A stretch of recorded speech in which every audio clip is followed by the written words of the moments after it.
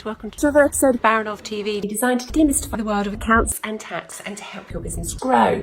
Hi, so I thought that was a bit of a fun way to start episode 100 of Baranov TV. I can't quite believe how quickly time has passed, but here we are, episode 100, and I thought it'd be a really good idea to use the idea of video as the subject for this episode. But before you all turn off, I came across an infographic on the internet by a guy that we know, a guy called John Peedy, who actually runs a business called JP Productions, and he's produced this infographic, which I appreciate you can't see terribly well, but I'm going to talk you through it.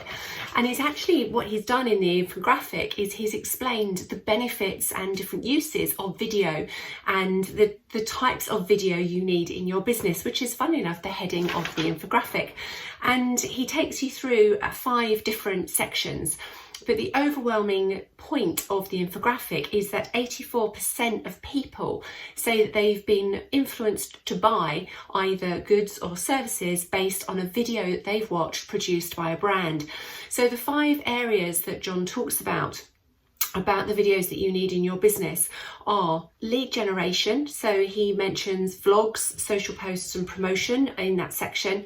Know, like and trust, things like about us, about me, products and services, testimonials, case studies, meet the team, frequently asked questions, email, explainers, company culture, podcast and videos, to encourage and generate that relationship between yourself and your existing and potential customers. And obviously I talked about video way back in episode 14 of Baranov TV, which was how and why do we produce Baranov TV.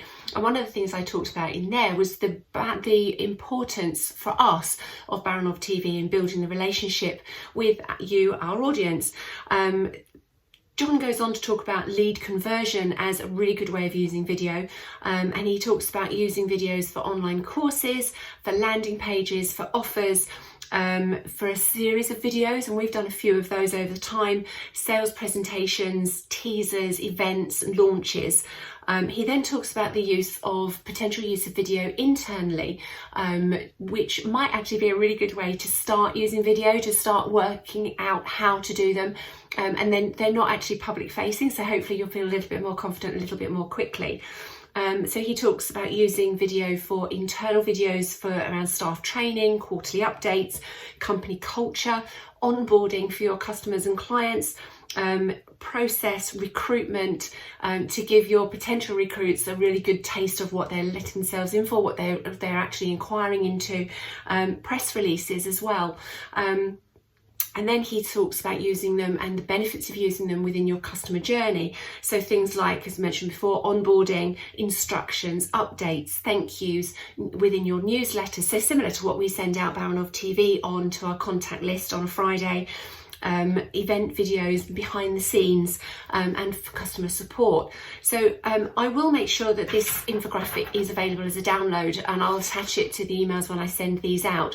So if you don't receive our weekly emails for Baranov TV, let me know if you'd like to, and you can obviously have a copy of John's infographic, which I think is brilliant. The really important thing to do, in my opinion, with regards to using video is to use it and practice it before you make it public. I talk to my camera. I don't do this with an audience. I might do a recording out and about on occasion, and I do get some very strange looks, but those are generally people that I will never ever see again, so I really don't mind. But I get used to talking to the camera, and to be honest, I do have a sense of detachment from it. I don't really think about the fact of who's going to be watching it. So you do get into a mindset through that practice. You need to make it as easy as possible for yourself. I'm quite comfortable with doing the topping and tailing that I do through iMovie that I talked about back in episode 16. But if you're not comfortable around that and you're not comfortable with the tech, then make it easy for yourself and use somebody like John Peedy.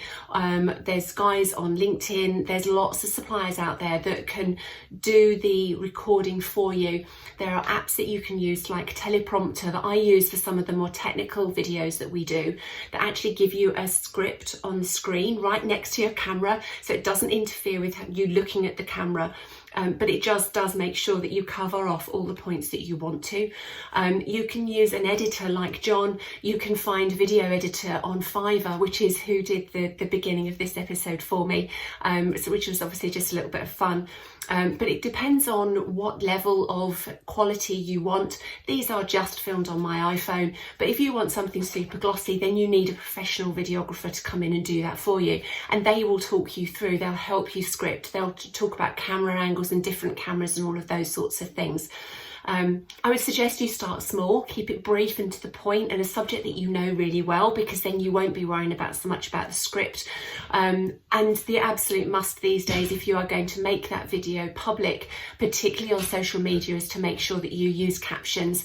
And I would wholeheartedly recommend rev.com at $1 a minute for captions. They're super easy to upload to your video. You can run the video and the captions file through something like Handbrake, which actually burns the captions onto your video, so it becomes one file. So you can then post that video anywhere that you want to, and those captions will automatically show, and you can't actually turn them off, which means that the video is much more accessible. You can do videos without doing a lot of face-to-face like this. So there are packages out there such as Animoto, which you can use captions and pictures and text, and you can set those to music, where you don't actually need to be visual, yourself, you don't need to be visible.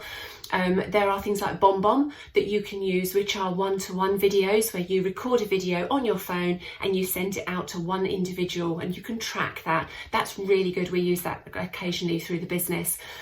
Loom is another free app that enables you to do screen capture, and you can choose whether you just want to capture the screen and do a voice recording at the same time, or whether you want a camera on, whether you want the camera recording you as well as the screen. We do use that, and I've done that with some of Baranov TVs, and I do that using this little camera on the top of my screens, which works really well. So you can use Loom, and that's really good for internal or for training videos. Again, another less formal aspect is using Facebook Live. Facebook Live works really well, and you can actually leverage those across lots of different channels as well, because you can download them. So there's lots of different ways of using video and getting to use video within your business. Really, really important, and gaining momentum all the time. So if it's something that you're not using yet, and you're still looking to enhance how you're communicating with your customers and clients, then video really is the way to go. And you might just need to look at John's infographic. So I'll leave you with that thought. Thank you very much to everybody who's been following our videos over some time. As I say, episode 100 today. We'll be back for episode 101 next week, and I'll see you then. Bye bye.